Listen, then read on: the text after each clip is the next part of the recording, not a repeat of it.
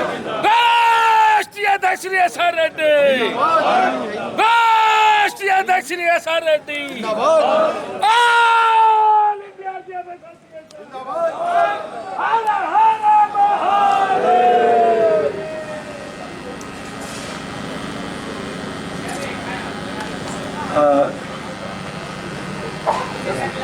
सभा की अध्यक्षता कर रहे कार्यकारी अध्यक्ष श्री धर्मवीर सिंह जी, हमारे मुख्य अतिथि श्री गुप्त जी, मेंबर पार्लियामेंट इलाहाबाद,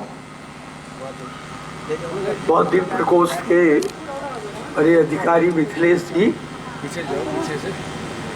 आईजी साहब, मंच पर विराजमान अन्य पदाधिकारीगण, सभा में उपस्थित रेल सुरक्षा बल संघ के सदस्यगण, आप लोग काफी दूर दूर से पूरे देश के कोने कोने से आए हैं। कुछ लोग नहीं आ पाए, खास करके सदन रेलवे के भाई वहाँ की बाढ़ की विभीषिका के कारण उपस्थित नहीं हो पाए हैं। सारी गाड़ियां बंद हैं, बाकी लोग आए हैं। हमारे अतिथिगण भी काफ़ी महत्वपूर्ण समय से कुछ निकाल के हम लोगों के साथ समस्याओं को समझने बूझने आए हैं। हम बहुत संक्षेप में कुछ विचार व्यक्त करना चाहेंगे।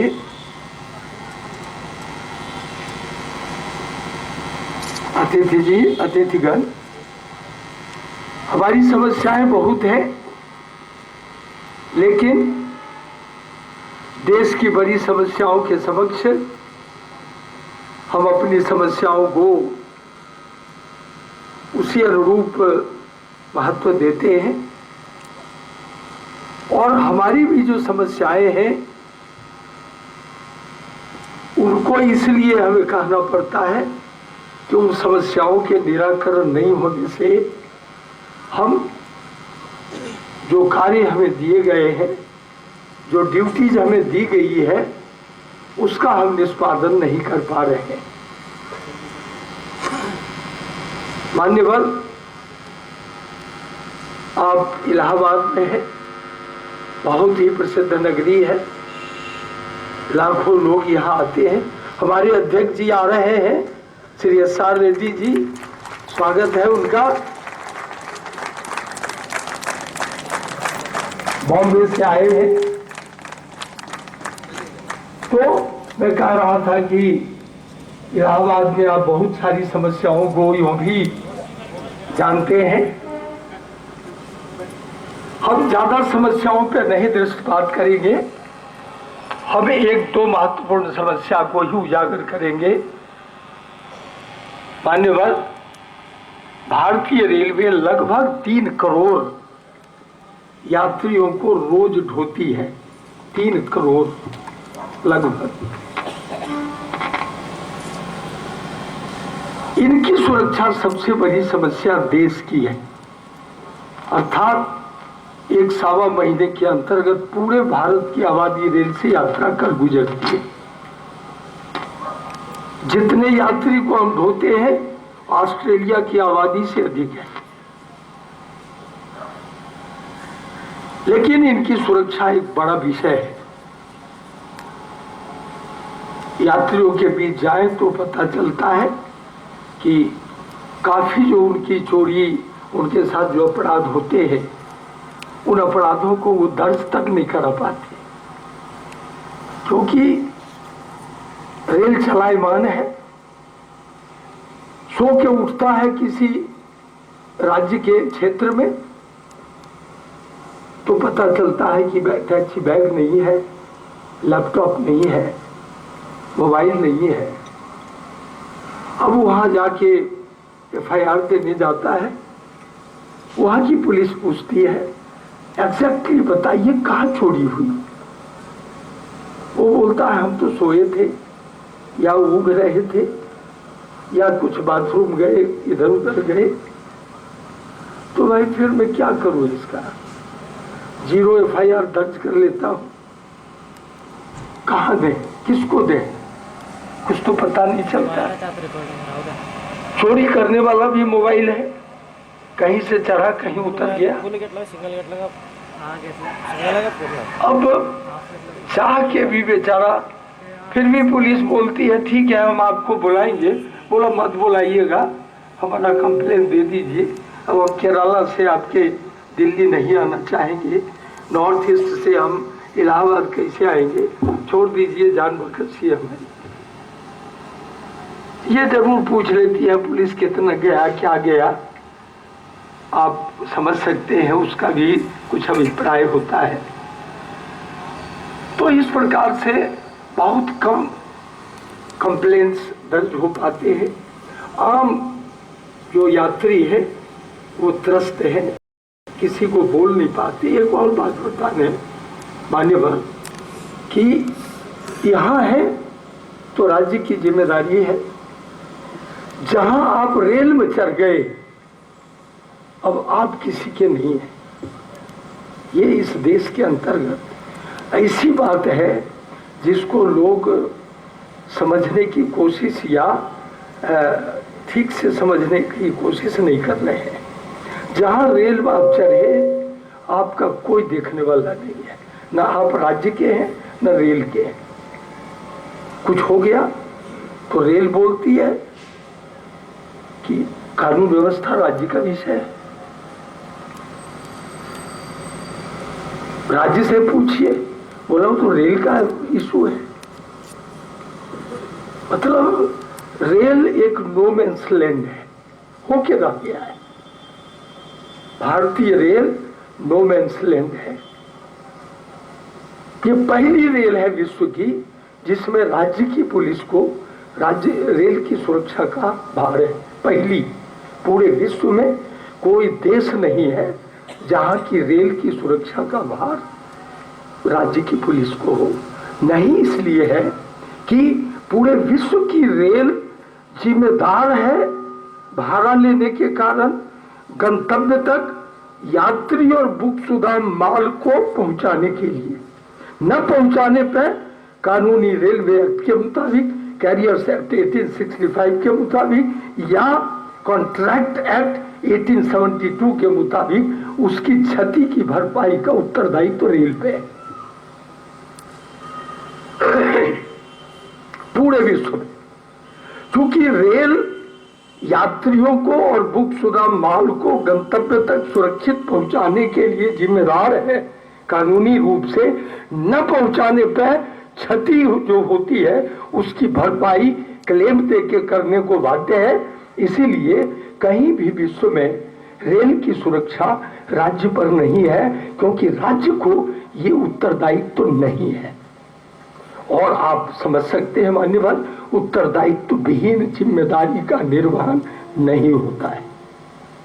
इसलिए उनको नहीं दिया कि उत्तरदायित्व उनको देना मुश्किल है, क्योंकि उनका विषय नहीं है। रेल केंद्रीय सूची का विषय है। भारत की संविधान की धारा 246 के 7वीं अनुसूची के यूनियन लिस्ट के मुताबिक एंट्री 22 का विषय है भारतीय रेल, और एंट्री 30 का विषय है carriage of passengers and goods by rail. और सर एंट्री 93 है यूनियन लिस्ट में, जिसमें साफ लिखा है ऑफेंसेस अगेंस्ट यूनियन सब्जेक्ट्स, अर्थात केंद्रीय सूची के विषय के विरुद्ध जो अपराध होंगे वो अपराध भी केंद्रीय सूची का, केंद्र सरकार का विषय है, राज्य का नहीं। ऐसी ही व्यवस्था पूरे विश्व में है, पूरे विश्व के देशों में है। इसलिए विश्व के किसी भी देश की रेल में राज्य की पुलिस वहां की सुरक्षा के लिए जिम्मेदार नहीं किया गया है। भारत में यह है, और ये इसलिए है कि आजादी के बाद भी जो आईपी थे, आईपीएस थे, वो अंग्रेज के टाइम से थे, उनकी चलती थी। आजादी के लड़ाके भी उनसे नहीं बोल पाते थे। दबंगई से केवल 100-150 पद आईपीएस का बचाने के लिए सरकारें मजबूर हैं, इस देश की राज्य की भी सरकार और केंद्र की भी सरकार इसको मानने को, जबकि ये असंवैधानिक है। आपको ये भी बता दें कि रेल के अपराध को कानूनन पुलिस के लिए असंज्ञेय नॉन कॉग्निजिबल किया गया है।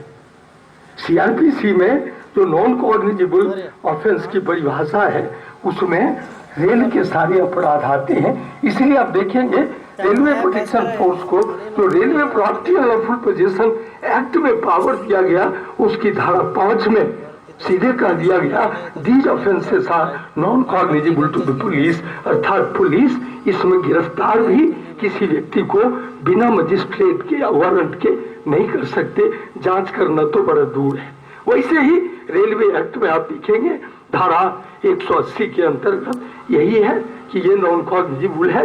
रादर रेलवे एक्ट के 29 अपराध को तो कह दिया कि मजिस्ट्रेट भी किसी और के कंप्लेन को नहीं लेंगे जब तक रेलवे की फोर्स नहीं देगी। लेकिन ये अंधेर नगरी चौपट राजा टकेसर भाजी टकेसर खाजा, यहाँ का कोई कानून यहाँ नहीं है।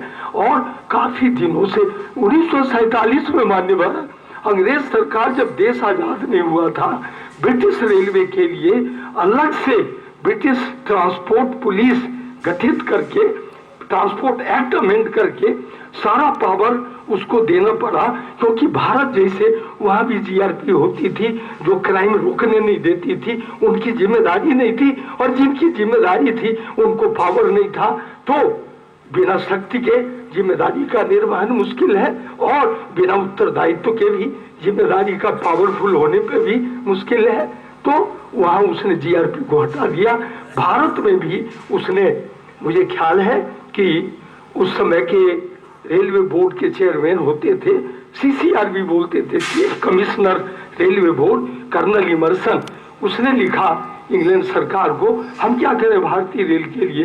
बोला आप भी अपने वाचन वार्ड को सिविल पुलिस का सारा पावर दे दो, जैसे इंग्लैंड में ब्रिटिश रेलवे के लिए सारे प्राइवेट रेलवे के सिक्योरिटी को यूनिफाई करके ब्रिटिश ट्रांसपोर्ट कमीशन पुलिस बना दिया, सारे सिविल पुलिस का पावर उनको दे दिया, और आज वहाँ अपराध नहीं के बराबर है। अमेरिका में सर प्राइवेट सिक्योरिटी है, लेकिन उनको सिविल पुलिस का पूरा अधिकार दे दिया, वो प्राइवेट कंपनी के अधीन है, और क्राइम कंट्रोल है उसका स्टेट पुलिस से अच्छा कोऑर्डिनेशन है, क्योंकि पावर उसको है। अगर स्टेट की पुलिस कंस्पायर करेगी यहाँ क्राइम कराने के लिए, अपने क्राइम को कम करने, यहाँ ध्यान रखिएगा कंपटीशन है।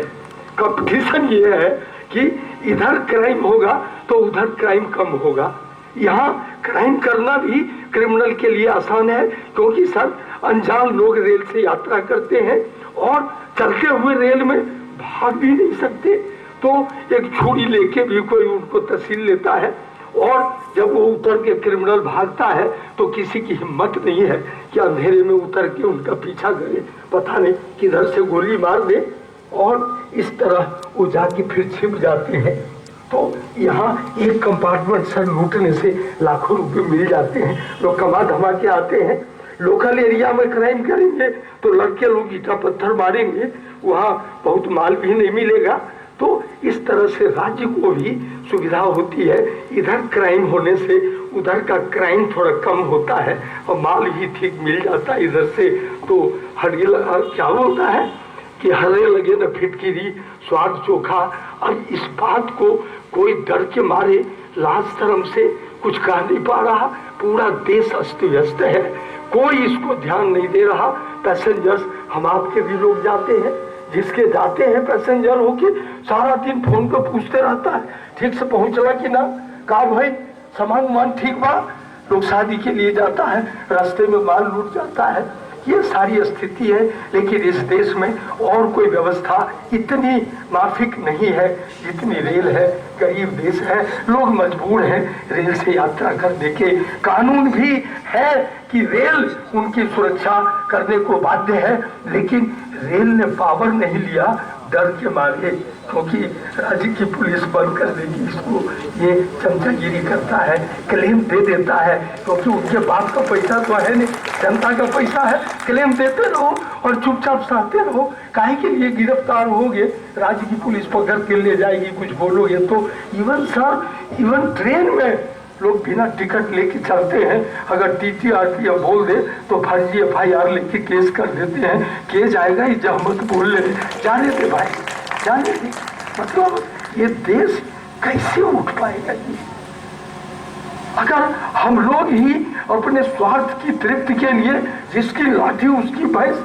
और आपको आश्चर्य होगा, राज्य के मुख्यमंत्रियों को ये IPS सिखाता है कि कहो कानून व्यवस्था राज्य का विषय है। कितना बड़ा झूठ। ये मान्यवर देखें, अभी आप इलाहाबाद चले, आउटर पे कहीं भी डकैती हो जाए, वहां आप विधानसभा में उठवा के देख लें, सवाल इजाजत नहीं, आपको संसद में झेलना पड़ेगा उसको। डकैती का केस, ट्रेन में डकैती हुई, लाखों की लूट हो गई, 5-6 पैसेंजर्स मार दिए गए, ट्रेन में बम ब्लास्ट हुआ, 100-150 आदमी मरा है, लेकिन उस राज्य की विधानसभा में उस पर बहस अलाउड नहीं है। क्यों? ये विषय केंद्र का है। लेकिन जब पैसा कमाना हो या क्षतिपूर्ति से बचना हो तो ये केंद्र का विषय है, और माल निकालना हो तो हमारा विषय है। ये मतलब रेल की कानून व्यवस्था के ब्रीच होने से जो अपराध होता है वो अपराध केंद्र का विषय है, कानून व्यवस्था राज्य का विषय है। They should maintain law and order, public order, and due to breach of public order the offences committed are related to the sector. उस पर यही केस कर सकते हैं, वो नहीं कर सकते। अगर कानूनन चले तो यही पूरे विश्व में है, लेकिन सबको उछल करके इतनी बारीकी इस देश में लोग जाना नहीं चाहता। मैं समझता हूँ मान्यवर 1200-1300 साल गुलाम रहा है, ये तो बड़ा कठिन है। कहते कहते हम लोग थक जाए तो भी विवेकता लोगों को ये समझने में दिक्कत हो रही है। मैं ये सब खोल के कहूँ तो लोग गुस्सा हो जाएगा। मैं सुप्रीम कोर्ट में भी बहुतों से पूछा, मैं तो बहुत साल लगा सुप्रीम कोर्ट भी, तो वहाँ भी देखता बड़ा बड़ा वकील को कुछ नहीं आता है, क्या आता है भगवान जाने। जब चीफ जस्टिस के कोर्ट में हमने ढूंढना शुरू किया, बोला हाँ ये तो है, ये तो है, ऐसे बोलता है, ये क्या है।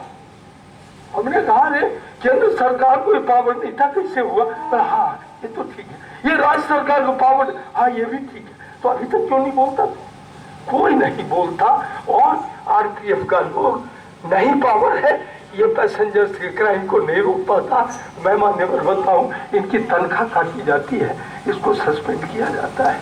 हम रोकते नहीं है, नहीं रोकते हैं इसलिए कि कुछ डर बना रहे, ताकि बिना पावर के भी जान तो दे सकता है। और मैं कहता हूँ जान भी बाजी लगा के उसको बताओ, लेकिन ये नहीं होना चाहिए। अधिकार है, कानून में पावर है, दे देने का पावर नहीं देता, क्योंकि लूटने के लिए राज्य की पुलिस बैठी है। हम भाई को, राज्य की पुलिस को भी दोष नहीं देते, ये देश की परिपाटी है। जो जिसमें लग गया वहां से हट ही नहीं रहा, ये विचार नहीं कर रहा कि किसको लूट रहा, कौन लूटा जा रहा। क्या उनके भाई बहन नहीं घूमते हैं? मान्यवर सबके एक दूसरे देश राज्य में जाते हैं, वहाँ कौन देखने वाला है उनका? कौन पुलिस इनको जानती है बाहर की जो इनको देखे? सबके लोग सुरक्षित हैं और सब अपनी अपनी जगह पे सुरक्षित तान के बैठा है। मैं तो ठीक हूँ, लेकिन मेरे लोग लूट रहे हैं तो लूट जाए, थोड़ा हमसे पूछेंगे, पुलिस के हैं बताएंगे। ये परिपाटी है। आप लोग कुछ जो बुद्धिजीवी हैं, जो साहसी लोग हैं, जो वाकई में देश के लिए जिनके अंतर्गत भाव है, कुछ इसके लिए करें। हमको ये नहीं है मतलब कि इनको पावर हो किसी और को रख ले। कौन मान्यवर कितना दिन है, कौन कितना दिन है? कुछ दिन है, रिटायर हो जाएगा, चला जाएगा, कोई नए आदमी आएंगे, लेकिन ये व्यवस्था तो बनी रहनी चाहिए, लेकिन वो हो नहीं रहा। और मुख्यमंत्री लोगों को भी मैं पूछता हूँ, आपको पता है, आप और एक चीज सोचिएगा, क्या है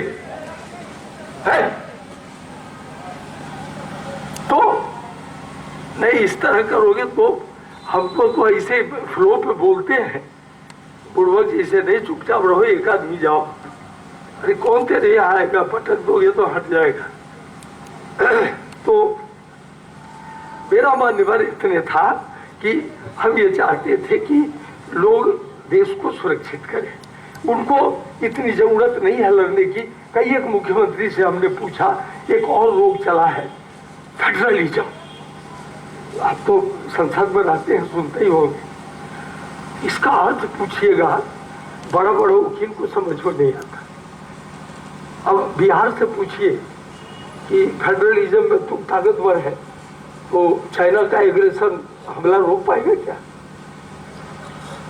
रोक के दिखा कि बांग्लादेश के बॉर्डर पे घर रोक पाओगे? कैसे रोकोगे? राजस्थान बॉर्डर पे रोक लोगे? मतलब फेडरलिज्म पूरे देश में यही, पूरे विश्व में यही है। हर जगह जो फेडरल रेल है, केंद्रीय रुचि के विषय जो रेल है, वहाँ केंद्र सरकार का ही की रेल है और राज्य सरकारें हर देश में है, अमेरिका में भी है, इंग्लैंड में भी है, हर जगह है और हर जगह फेडरलिज्म लागू होता है। फेडरलिज्म के नाम पर कहीं भी 3-3 करोड़ आदमी को मौत के मुंह में नहीं भेजा जाता। पता नहीं यहाँ फेडरलिज्म के नाम पे समझ बूझ है नहीं लोगों को।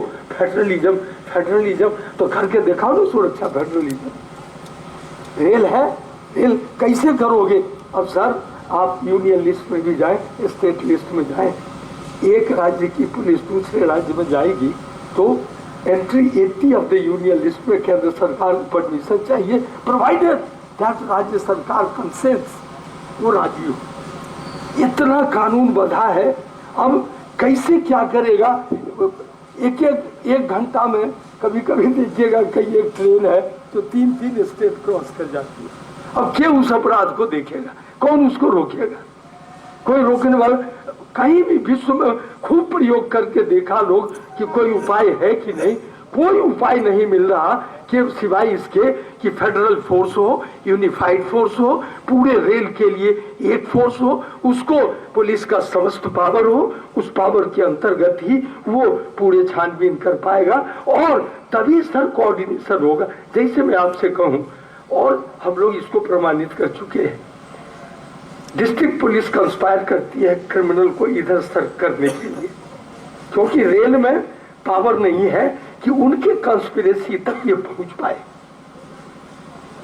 जैसे सीबीआई को, दिल्ली पुलिस स्पेशल एक्ट में सीबीआई को पावर है, उसको ये पावर दिया।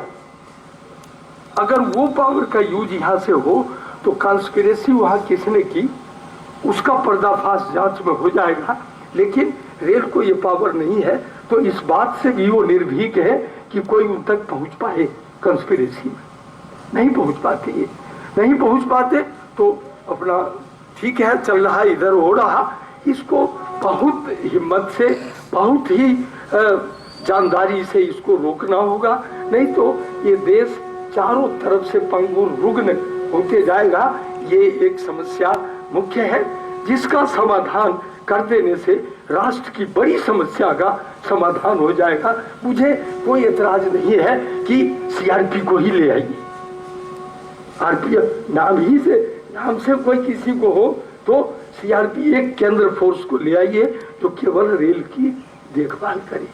कोई हम लोगों को ये नहीं है अरे देशवासी है, नौकरी में है, यहाँ वहाँ कर लेगा, कहीं भी कर लेगा, कोई इसके लिए नहीं है। लेकिन रेल में एक और चीज है सर कि कोई भी अनजान आदमी तुरंत रेल की बारीकी समझ भी नहीं पाता है। जितनी कमेटियां हुई उन कमेटियों ने यही कहा कि यहाँ बारीकी बहुत है, इसके काम को समझने में 2-3 साल लग जाते हैं, सब कर भी नहीं पाता। क्राइम को भी समझना, यहाँ जो कमर्शियल क्राइम है मान्यवर, उसको समझने में तो हम लोगों को 5-7 साल लग गया, वो भी डेप्थ में घुसने पे, थानेदारी करने पे भी। तो हमारी उम्मीद है कि करेंगे। और भी बहुत चीजें हैं, जैसे देखिए ये आईपीएस एक तरफ से ये कर रहे हैं देंगा मस्ती। हमारे एक्ट में प्रावधान है कि एक भी आईपीएस नहीं आएगा, एक नहीं, जितनी समितियां बनी हैं रेल में सुरक्षा में उस सब ने कहा जब तक आईपीएस तुम लाते रहोगे तुम्हारी चोरी जारी रहेगी। कारण सर इधर भी आईपीएस सीनियर और उधर भी आईपीएस जूनियर, ये रोकेगा कहीं? तो साफ लिखा है, रेल मंत्री डॉक्टर राम सुभग सिंह होते थे, साफ लिखा उसने कि ये अनवांटेड एलिमेंट है, ये बर्ड्स ऑफ पैसेज है। हजरत दाग जहाँ बैठ गए, वो आके खोजते रहता है देश में कहाँ जगह है कि हथियार है, और आके लूटना खसूटना झूठ मूठ का आदेश करना। यहाँ तक लिखा कि कोई राज्य अपने एसेट को नहीं छोड़ती, देती नहीं, रिजेक्ट चोर चकार को यहाँ भेजते हैं। मोस्टली चोर ही लोग यहाँ आता है डीजी में, जबकि प्रावधान नहीं। मोस्टली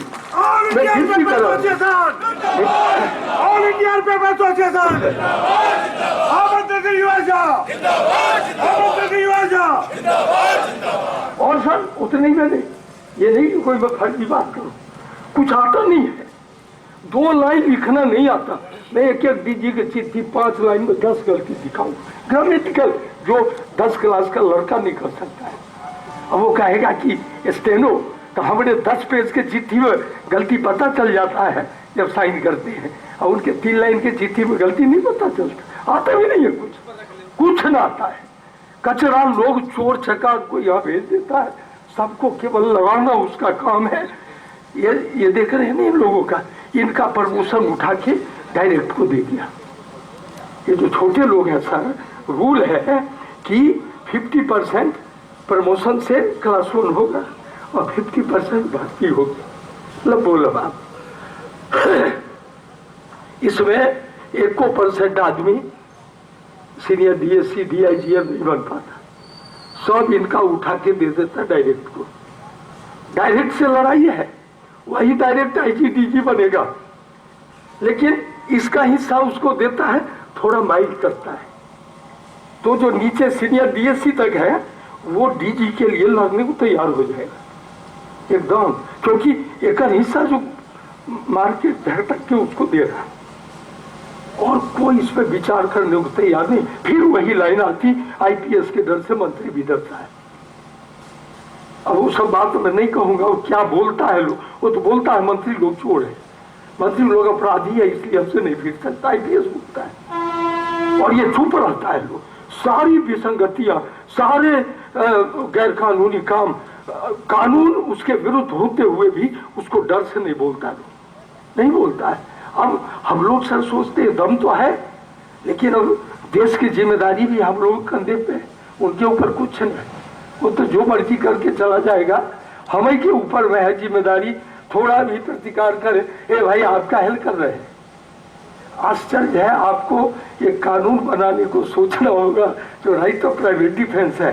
जैसे एक चाटा हमारे तरफ कोई बढ़ाए तो हमको प्राइवेट डिफेंस में प्रतिकार का है कानून में प्रावधान, लेकिन सर एक अधिकारी जब झूठे किसी के नौकरी खाने के लिए चलते, यहाँ कोई प्राइवेट डिफेंस नहीं है। अब आज मैं बहुत दुख से कह रहा हूँ कि जबरदस्ती धमकाता है, कुछ ना होगा तो तेरी बदली कर देंगे, हाँ बदली कर देंगे, उससे भी नहीं मानोगे सस्पेंड कर देंगे। झूठा कोनो काम नहीं है, कुछ हो दिखा देना है कहीं के कहीं दिखा के, और कोई राइट ऑफ प्राइवेट डिफेंस इनको है नहीं।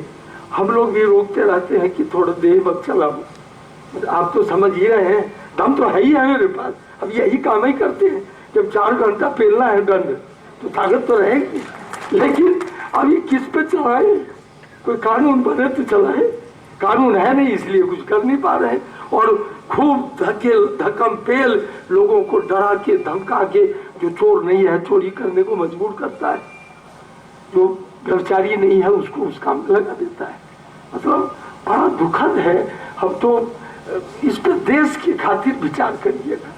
हम ज्यादा टाइम नहीं लेंगे, आप लोगों का समय बहुत है, हमारे पास तो बोलने के लिए बहुत है, समस्याएं तो है, हम लोग समस्याओं पे बात करेंगे। मान्यवर लोग एक आध समस्या बस केवल देश के लिए, तब भी मैं कहता हूँ इनको कि जब तक पावर न भी हो, जब तक संख्या बल न भी हो, इस कारण से तुम सुरक्षा पे कोताही नहीं करो। हैं हम गरीब हैं, देश गरीब है हमारा, लेकिन हम इस गरीबी के कारण अपने जीते जी किसी अपराधी को, पैसेंजर्स को लूटने नहीं देंगे, रेल संपत्ति को लूटने नहीं देंगे। जहां भी छोड़ो रेल संपत्ति, इवन शहर में चलते भी कहीं बहुत अन्याय होता है, वहां भी अड़ जाने की जरूरत है। यही सच्चे देशवासी, सच्चे देशभक्त का काम है। और मैं उम्मीद करता हूं आप लोग अपनी ड्यूटी पूरे जानबाजी से करोगे, पूरे दिल से करोगे। पक्का? हाँ, यही हम उम्मीद करते हैं। घंटा 2 घंटा एक्सरसाइज रोज नहीं करोगे, अपनी ड्यूटी नहीं कर पाओगे। खाना जो भी मिले, 2 घंटा एक्सरसाइज होना है, ये करोगे। ये करके बच्चों पे पूरा ध्यान रखोगे। देश बनाना है तो बच्चों को मजबूत करना होगा, शिक्षित करना होगा, तंदुरुस्त रखना होगा। रुग्ण बच्चों से, रुग्ण आने वाली पीढ़ी से देश कभी जाबाज नहीं हो सकता। यही देश को जाबाज बनाने के संकल्प लेके हर काम को आगे बढ़ाना है। जय हिंद, जय भारत।